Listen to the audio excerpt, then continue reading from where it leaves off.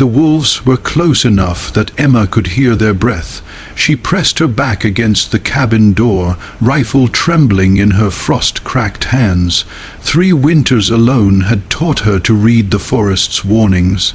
The sudden silence of birds, the way deer tracks vanished near the creek. Tonight the warning screamed. The child's cry split the darkness. Emma's head snapped toward the sound. Through the pines, a small figure stumbled through snow that reached her knees. Behind her, a man silhouette moved with the deliberate calm of someone who'd faced worse than wolves. "Get inside." Emma heard herself shout, though every instinct said, "Bar the door." The man swept the child into his arms and ran. Emma fired twice over their heads, not to kill, but to scatter the pack. The wolves melted into shadow as the strangers crashed onto her porch. Up close, the man was younger than his weathered face suggested. 30, maybe. His daughter couldn't be more than 7, shaking so hard her teeth chattered. Both wore clothes too fine for traveling on foot through wilderness. "Lost our horses," the man said. His voice was rough gravel smoothed by something else. Education maybe got turned around in the storm. Emma's cabin had 1 room, 1 bed, 1 winter's worth of supplies that wouldn't stretch to feed 3. She stepped aside anyway. "One night," she said, "storm breaks. You move on." The man's eyes held as grey as January sky, carrying their own kind of cold. "One night, you have my word." He didn't offer his name out here. That was courtesy. Emma barred the door behind them and tried not to calculate how many days of flowers she'd just gambled on strangers who might slit her throat before dawn. The child was already asleep against her father's chest. Small fingers clutched in his coat like she'd never let go. The cabin warmed slowly. Emma hung their wet coats near the fire, careful not to touch the fine wool longer than necessary. The man's boots were custom leather, worn but expensive. His daughter's dress had lace at the collar. These weren't drifters or desperados, which made them more dangerous, not less. "Name's Sarah," the child whispered, suddenly awake. Her eyes were dark and solemn. "Papa says I shouldn't talk to strangers, but you saved us from the wolves." "Sarah, hush." The man's voice was gentle but firm. Emma ladled stew into wooden bowls, thin broth with more potato than meat, but hot. She watched the man eat slowly, breaking his bread into small pieces for his daughter first. A gentleman's habit, a father's devotion. "You're far from any town," Emma said. "We like it that way." He met her gaze without apology. "You live here alone. 3 years now, that's brave." Something in his tone said he understood the weight of that word, or desperate, both. Emma set down her spoon. "You running from something or toward it?" The man smiled, brief as summer lightning, "Depends on the day." Sarah's head drooped against his shoulder. He shifted her carefully, settling her on the bed Emma had offered without asking what she'd sleep on herself. "You didn't have to take us in," he said quietly. "Didn't have to leave you to the wolves either." Emma poked the fire out here. "You help folks. That's the law that matters. Even when you can't afford to." She looked at him, then really looked beneath the trail dust and exhaustion.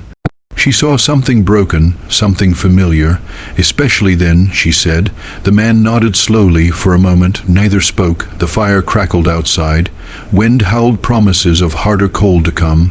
"Get some rest," Emma said. "You'll need your strength tomorrow."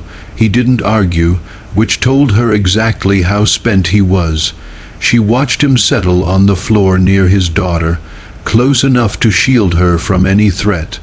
Emma wrapped herself in a thin blanket and sat by the fire through the long cold night. Dawn broke gray and bitter.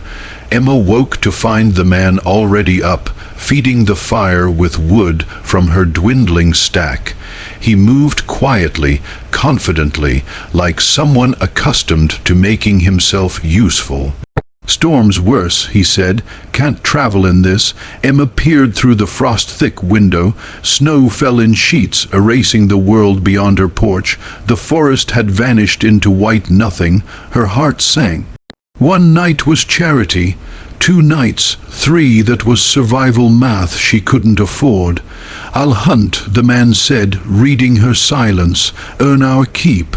In that, Emma gestured at the blizzard. "I've hunted in worse." He was already reaching for his coat. "You have traps set creek line, but they won't have caught anything in this weather. Then I'll track." He checked his rifle with practiced hands. "Sarah stays with you." It was a question, not a command. Emma nodded. The child woke as her father kissed her forehead. "Be good for Miss Emma," he murmured. "You'll come back." Sarah's voice was very small. "Always." He said it like an oath sworn on something sacred. Then he was gone. Swallowed by the storm, Sarah sat on the bed, silent and watchful. Emma tried to remember how to talk to children.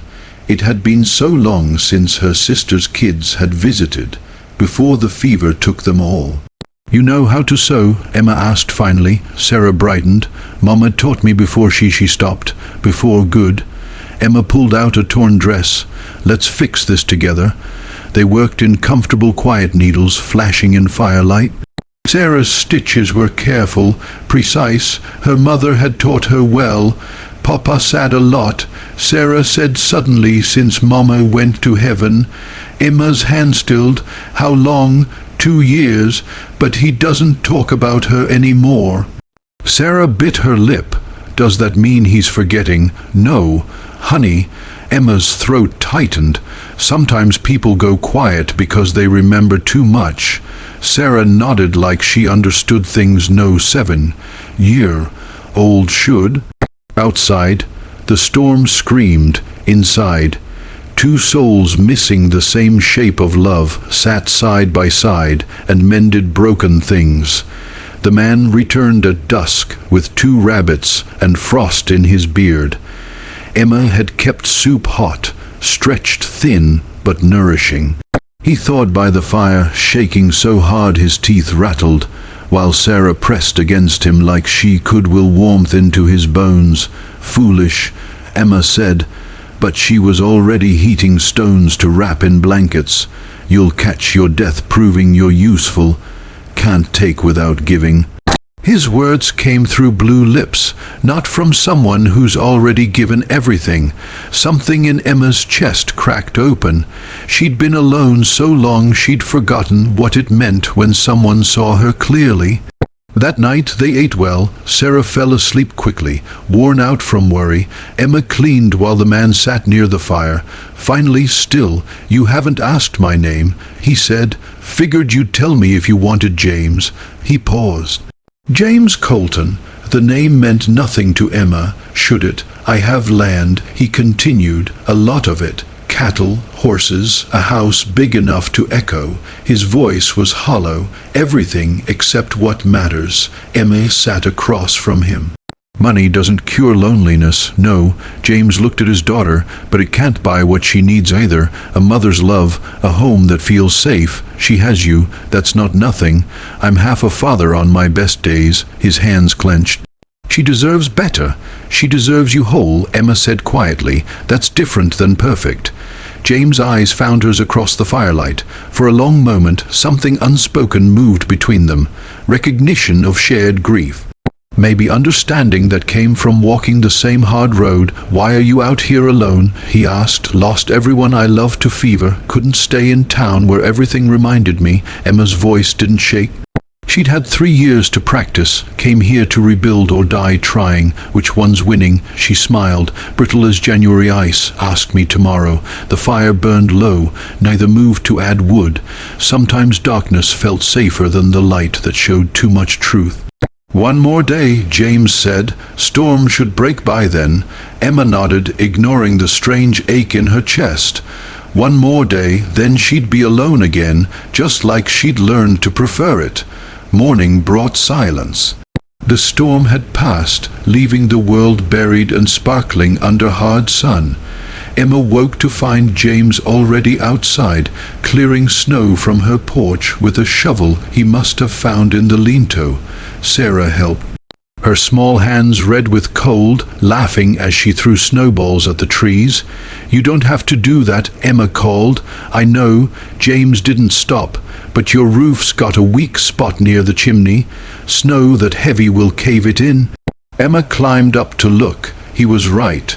She'd been meaning to fix it before winter, but lumber was expensive and her hands weren't as strong as they had once been. "I can patch it," James said, "if you've got spare wood." "I don't." "Then I'll ride to town. There's one about 15 miles south." "Isn't there?" Emma stared. "In this snow on foot. Found our horses this morning. They'd sheltered in a canyon." He smiled slightly. "Stubborn animals like their owner."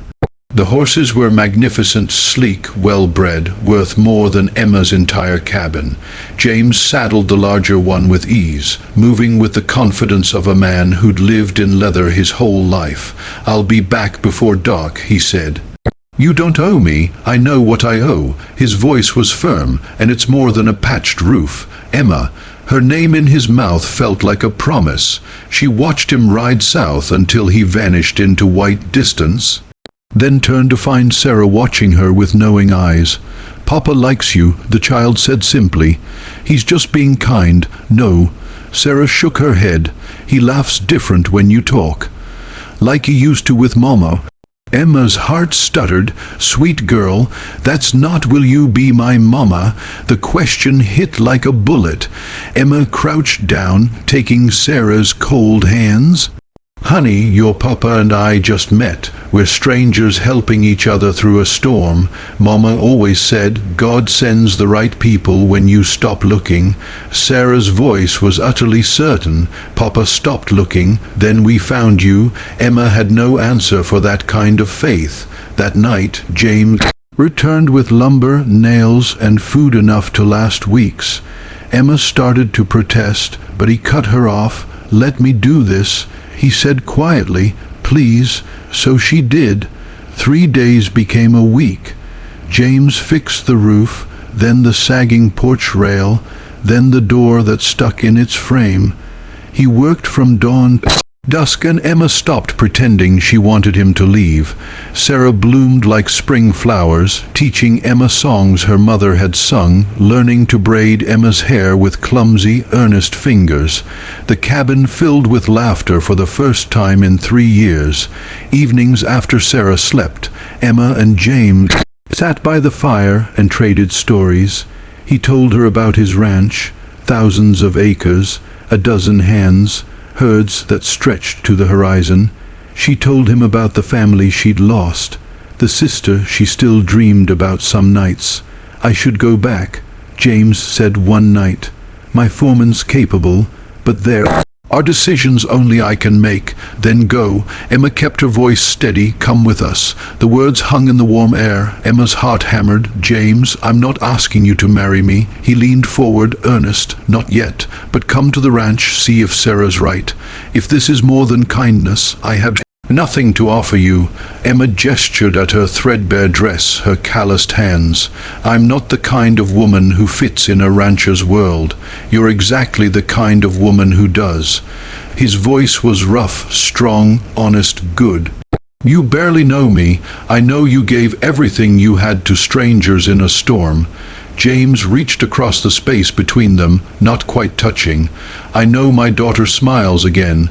I know I feel human for the first time since my wife died." He paused. "I know I'm half in love with you, Emma, and I don't want to walk away to find out what whole feels like." Emma's breath caught. Every instinct screamed to protect herself, to say no, to stay safe in her lonely cabin where nothing could hurt her anymore. But Sarah's laughter echoed in her memory, and James's hands building her a stronger home, and the warmth of being seen. Truly seen after 3 years of invisible grief. "One condition," she said finally. "Anything. If it doesn't work, if I don't fit you, let me leave with dignity. No charity, no pity. James's smile was sunrise breaking through storm clouds. Deal. He held out his hand. Emma took it. His palm was warm and rough and felt like coming home. The ranch took Emma's breath away. Rolling hills, endless sky, a house that could swallow her cabin 10 times over. Hands tipped their hats as James rode in with Emma beside him and Sarah chattering between them. But the whispers started immediately. Who's that? Emma heard in the stable. Some woman he found in the wilderness. Poor thing probably thinks she's caught herself a rich man. Emma's spine stiffened. She'd survived 3 winters alone. She could survive gossip. James introduced her to his foreman, a leathered man named Dutch who looked her over with sharp eyes. "Ma'am," he said, respectful but reserved, "I can work." Emma said, "Don't expect charity." Dutch's expression shifted, surprised. Then approving, "Kitchen needs help. Cook's been complaining for months. I'll start tomorrow." That night, James showed her to a guest room, tasteful, spacious, nothing like the luxury she'd imagined. "Take your time," he said. No pressure, but Sarah had other ideas. She appeared at Emma's door in her nightgown, clutching a worn doll. "Will you tuck me in?" she asked. "Like you did at the cabin." Emma's throat tightened. She followed Sarah to a bedroom decorated in pink and white, clearly untouched since her mother died.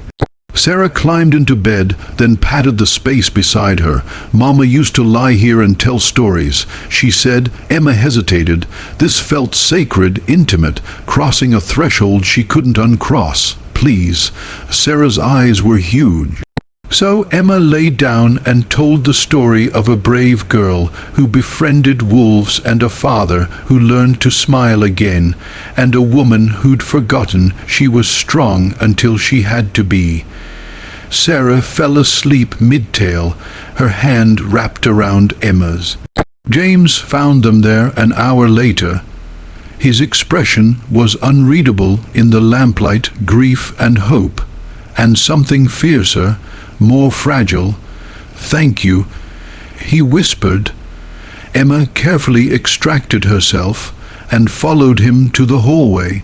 "She's filling a mother-shaped hole with me," Emma said. "What happens when she realizes I'm not her mama? She knows that." James's voice was gentle. "She's choosing you anyway. The question is whether you're brave enough to let her." Emma thought of her cabin, her solitude, her careful survival. Then she thought of Sarah's laughter, James' hands building, the warmth of being chosen. "I'm terrified," she admitted. "Good." James smiled. "That means it matters." He kissed her forehead, chaste, tender, and left her standing in the hallway of a house that might become home. 2 months passed like a dream. Emma worked in the kitchen, earning respect with her bread and steady hands. Sarah followed her everywhere, chattering about school and horses and the kitten the barn cat had. James courted her properly, slow rides at sunset, careful conversations, his hand at her waist during ranch dances, but whispers followed Emma like shadows. "Gold digger thinks she can replace a real lady." Poor James, taken in by a pretty face and hard luck story. Emma ignored them until the day she overheard the banker's wife in town. Millionaire Cowboy, like James Colton, could have anyone. The woman sneered. "Instead, he's playing house with some wilderness beggar. It's embarrassing." Emma's hands shook as she loaded her wagon. She'd survived wolves in winter and grief. Why did cruel words cut deeper? That night, James found her on the porch staring at stars. "What happened?" he asked. "Nothing." Emma's voice was hollow. "Just remembered what I am, what I'll always be to them, and what's that? Not enough." The words tasted like ash, not refined enough, not educated enough, not Emma. "Stop." James turned her to face him. "I don't give a damn what they think, but I do." Her voice broke. "Sarah deserves a mother who fits. You deserve a wife who knows which fork to use. I deserve a woman who'd give strangers her last meal in a storm." James's grip was firm. Sarah deserves someone who loves her without conditions. We both deserve you, Emma, exactly as you are. You don't understand. I understand I'm falling in love with you. The words were raw, honest. I understand my daughter calls you Mama when she thinks I'm not listening. I understand I wake up grateful you're here and terrified you'll leave. He cupped her face. I understand that if you walk away, it won't be because you're not enough. It'll be because you don't believe you are. Emma's eyes burned. What if I fail you? What if you don't? James's thumb brushed her cheek. What if we build something good together? What if love is enough? Is it? Emma whispered. Is love ever enough? Only one way to find out. He kissed her, then soft, seeking a question her heart answered before her head could object. When they broke apart, Sarah was watching from the window, grinning like sunrise. Spring came early that year. The wedding was small, just ranch hands, Dutch and Sarah in a white dress that made her glow. The preacher spoke of new beginnings and second chances while Emma gripped James' hands and tried to believe this was real. I do, James said, voice steady.